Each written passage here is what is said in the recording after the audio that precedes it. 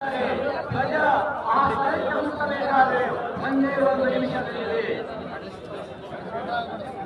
ಇಲ್ಲಿ ಬಹಳಷ್ಟು ಜನ ಪೂಜ್ಯರು, ಬಹಳಷ್ಟು ಜನ ರಾಜಕಾರಣಿಗಳು, ಬಹಳಷ್ಟು ಜನ ಅವರೆಲ್ಲರನ್ನ ಈ ಸಂದರ್ಭದಲ್ಲಿ ಸಾಂಕೇತಿಕವಾಗಿ ಸ್ವಾಗತಿಸುತ್ತಾ ಧ್ವಜಾರೋಹಣ ಸಂದರ್ಭ ಹಾಗೂ ಅತಿ ಎತ್ತರದ ಧ್ವಜಸ್ತಂಭದ ಉದ್ಘಾಟನೆಯ ಸಂದರ್ಭದಲ್ಲಿ ಆಗಮಿಸಿದಂತಹ ಮಹಾದೇವ ಶಿವಾಚಾರ್ಯರು ಹಲವರು ಚರಮೂರ್ತಿಗಳನ್ನು,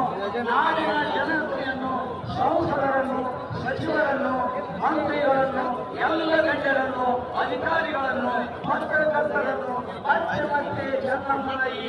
ಹೃದಯಪೂರ್ವಕ ಕಾರ್ಯಕ್ರಮದಲ್ಲಿ ಸ್ವಾಗತಿಸುತ್ತಾ ಎಂ.ಬಿ. ಪಾಟೀಲ್ ಸಾಹೇಬರು ಧ್ವಜವನ್ನ ಎಷ್ಟು ಸುಂದರವಾಗಿ, ಎಷ್ಟು ಹೃದಯಗಂಗಮವಾಗಿ ಇದನ್ನ ಏರಿಸ್ತಾ ಇದ್ದಾರೆ ಅಂತಂದ್ರೆ ಭಾರತ